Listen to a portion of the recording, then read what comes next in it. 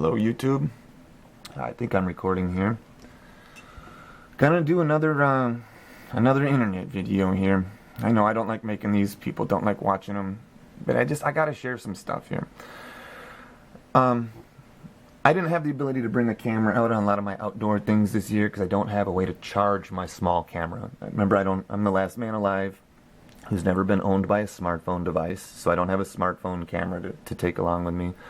The camera I'm recording on right now is the size of an SLR. It's not a real SLR, but this one doesn't come along with me much. I recorded a couple bicycle videos this year, and just to even bring this camera along, I needed to bring a whole pannier. Okay, I'm going to talk about the propane shortage, and right now I'm showing you, this is Bushcraft USA website. I made this post July 31st, 2019. It is an unedited post. I don't think you have to be a member to view this. It's the same, that's me right there, same as YouTube, right? Okay. Yeah, everybody talking about how bad the planting season was this year. Well, everybody was discussing that all year, 6-8 months. I mean, I was talking about it last fall, I was talking about how bad the planting season would be this year here in Wisconsin. All winter I was talking about it. I was out, we were trimming trees, excuse me, the weekend before Easter, along local farm fields here, Fitchburg, Wisconsin. Some of the most fertile, actually documented as the most fertile farmland on the planet. Right off of Seminole Highway there's a big sign, studied extensively by the tards at the University of Wisconsin. Anyways, yeah, I see patterns. I'm going to read this out loud, and I'll try to zoom in so you can... Remember, we've got to keep in mind, July 31st, and I will say this, July, here in southern Wisconsin, every month of this summer was shit growing season, but July was perfect, and nobody mentions that right now. The crops were doing so well all month of July. We had so much sun in July. We had reduced sunlight, May, June, August was cooler than normal. September was cloudy and there was almost zero sunlight in September, but it was much warmer than normal. Overnight lows were very warm in September, and it caused leaves to drop. All year I said that the leaves were going to drop early this year and we'd have early frosts. The leaves dropped late because it was so warm. Overnight lows were so warm in September. And the frosts happened exactly when they said they would. So I'm quick to point out my wrongs, too. But when I was talking about frost, I was talking about fucking up the harvest season. I was also all year talked about molds. Okay, I'm a medical cannabis patient, and I do have the greenest fucking thumb in the Midwest. And these solar minimum years, you take much larger losses to mold on the medical cannabis flowers, okay? And yeah, I lost about 25% this year. That was expected. In fact, I still did a tiny bit better than expected. So whatever. I'm seeing patterns that the tards aren't, because you guys watch too much TV. Okay, I'm going to read this out loud. I'll try to zoom in. The talk I hear of lower crop yields this year seem to be accounting for good, fair weather during the harvest season. I have yet to hear anyone discuss the possibility of something other than good, fair weather during the harvest season. Unedited post, by the way, folks, July 31st. Solar minimum years can be a bit cool and wet that time of year. 2009 was so wet during the harvest season that farmers were required to use a massive amount of natural gas and propane at the local grain dryers to get their grains ready for storage. They used so much gas that year, the cost of heating fuels for common folks went through the roof. It was nationwide news. That was the solar minimum of cycle 23. This is the solar minimum of cycle 24. A few little problems can quickly become something much larger. This is a warning, but remember, when I do this is what I do. I'm gonna do a video titled "Teaching Men to Fish." Guys, I got dozens of videos lined up, just speaking videos, sharing truths that Man, I struggle with the words. I've limited vocabulary. I'm not a smart man. I don't even know how to share all the concepts that I got in my head, right? It'd be a lot easier just doing it around a campfire. And let somebody that's better at spoken word than me help express these ideas and share them with others for the benefit of everybody. Okay, so we scrolled down a couple of months and I bumped my own. Man, my computer's so effed. Like it. Look, this is what it does. When it scrolls, my computer freaks out. It's like, you're scrolling too fast. Yeah, I hate computers. Quoting myself here. I'm quoting my 2-month-old post to add that parts of Iowa just ran out of liquid propane. This is November 3rd, guys. Just ran out of liquid propane due to massive demand at the grain dryers. This is just the beginning. Just days ago, they claimed to have an excess of supply. And they were actually telling people not to have your tanks filled because there's an excess supply and the cost might go down. And within 7 days, there was huge shortages and they couldn't fill people's tanks. Now, I was warning of this before there was any news of this. My only reason, people are like, oh, you wear a tinfoil hat, you're so crazy and you're too negative. You know what negative is? Running out of fuel to heat your home when it's 31 degrees below zero actual temperature, as it was last year, January 31st, right here where I sit right now. Not 31 below wind chill, 31 below zero actual temp. And let me tell you what happened at that point, that stage in the game, we'll say. Last year, January 31st, or maybe it was the January 30th, emergency text messages were being sent out by the government, the state of Minnesota, and then the next day, the state of Michigan. And first, it started showing, damn, I actually have let me just see if I can find this quickly. I should have loaded up these pages ready to go. I think I posted some links, okay? Because I warned about this last year. Yeah, here we go. Keep in mind the states of Minnesota and Michigan nearly ran out of natural gas last year during record cold. It was 31 degrees actual temp here in Madison when Minnesota residents were receiving emergency text messages from benevolent big government to turn their thermostats down to 63 degrees. And they started out saying, turn your thermostat down to 63. Then they told people to turn it down to 60. Then the next morning, they're telling people, turn your thermostat down to 55 and don't use any hot water because they ran out of fuel to heat people's homes. Now, here's the kicker, though. Also, keep in mind there was no shortage of heating fuels going into the 2018-19 heating season. That will likely be different this year. Okay, this just started making mainstream news last night. They're going to really serve all this stuff up for you guys in the next week or two. That's why I'm talking about it right now. So you guys can be like, wait a minute, the news just started talking about this. I make the fucking news, guys. I point shit out. Once people start to look at it and I'm right, the news is like, oh shit, we got to pretend that we're the ones showing everybody truth. That's the game. It's the game. All right, this is the thread I started. I don't ever start threads online. This is like one of 2 threads I've ever started in 7 years on this forum. I don't post much.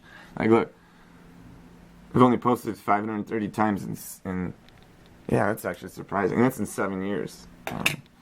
And my little score here, my likes is super low because I stopped posting after they reset. They crashed and they reset that shit years ago, and all the photos are lost and all the stuff, and I don't compete for points. All right, so January 30th, 2019, I write, they're warning folks statewide to turn the thermostats down to 63, and some have already run out of natural gas. This was natural gas, not propane, folks. It may get real tonight for folks in Minnesota. Stay safe. Okay? My homie Nevada Blue says, bring in some more firewood. And I'm sitting here by my dad's stove. The wood stove is cranking, and we have enough wood inside to last the week and enough wood out back to make it to summer. Actual temp out back is currently negative 15, and it is too warm at 73 degrees by my fire. Okay. We get some, people are talking, and people, guys can go look at this forum. Some people are kind of like, oh, yeah, this is BS. And then some other people start to figure out it's real. Because, No matter what, when I make a statement like this, a bold statement with confidence, tards glitch out. That's what you do, man. And then, like, once you realize it's real, you usually glitch out again. And then, once you realize I was right, you glitch out some more. People hate. That's what they do. I thought there's... Oh, yeah. Okay, here we go. This guy quotes me here. They are warning folks statewide to turn their thermostats down to 60. The same thing you just read. Here we go. This is February 1st, so this is the next morning. Or 2 mornings. They're doing the same thing here in Michigan due to a fire in a natural gas facility that applies 60% of the gas for the entire state. Everyone here received an emergency notice on our cell phones. You guys start getting shit like this on your cell phones, you're going to freak the fuck out. You ain't got a wood stove, man. Your pipe's going to burst. You ever seen what happens when pipes burst in a home? Your fucking ceiling, your sheetrock ceiling starts like melting into it. Every single possession you have is destroyed in your home. And so imagine with these temperatures often happen like ice storm, right? So you're not driving anywhere and you're now just got chased out of your house, your flooded house. It's 31 below out. Yeah. Has anybody ever thought about this? Because, oh shit, damn, there's another story here where, because I've been saying for years that if we get the ice storm that takes power out here, this could potentially kill far more people than any fucking hurricane that's ever hit America. Okay? People glitch out and they're like, no. Cold doesn't. Yeah, cold kills you fucking dead. All right, so this is just you might say this is negative.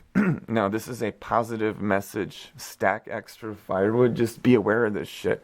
And some of you guys might be like, I got electric heat. Just be aware. Like Madison Gas and Electric converted all our coal-burning power plants over to natural gas. They generate electricity with natural gas. The closest coal-burning power plant here is the Columbia up in Baraboo, Portage area.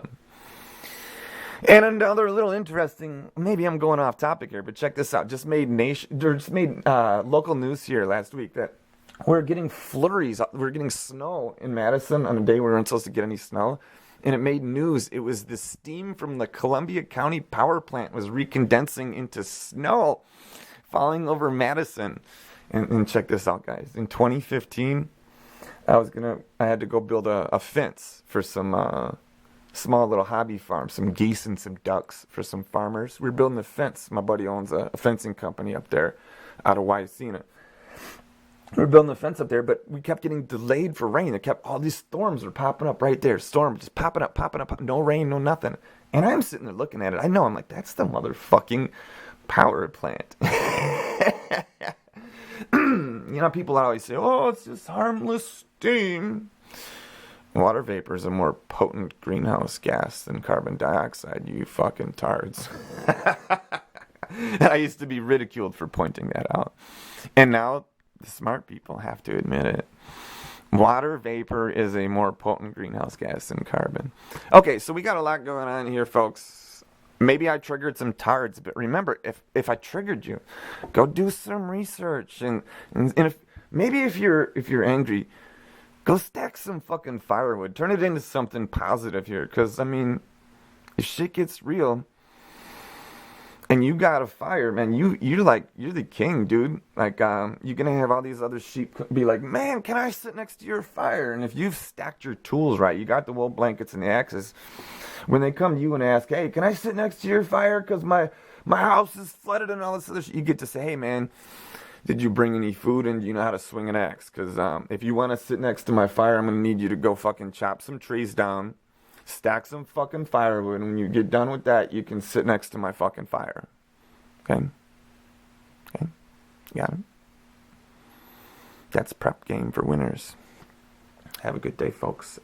Stay safe. This winter's going to get real. Okay? Hey, I'm going to add one more thing. My homie Aw Nah might comment here. Aw Nah, last time I saw him, I was at his place a couple weeks. Is September. It might have been last week of September. Maybe. Yeah, right at the end of September. And I said to him, yep, big snowstorm this year before Thanksgiving. It's going to get real. We're going to have a good snowstorm before Thanksgiving.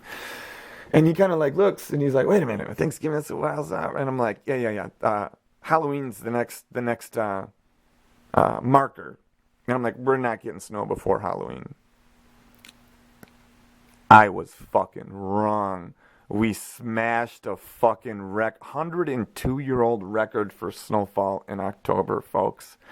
Kids up the street were building snow forts. Snow forts. Like 3 feet tall, 3.5 foot tall snow forts on Halloween.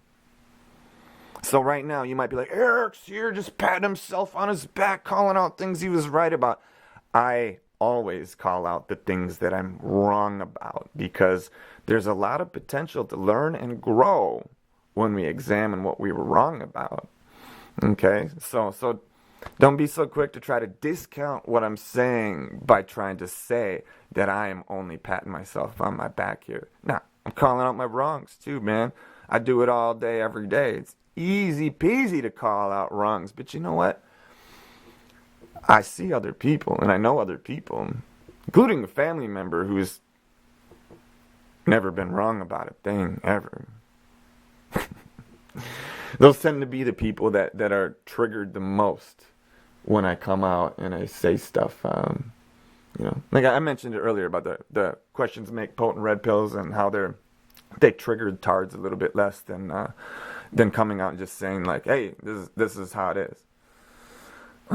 Yeah, those are all techniques to sugarcoat the red pill to make it a little bit more palatable for the cucked gamma sheeps. Okay, good day, folks.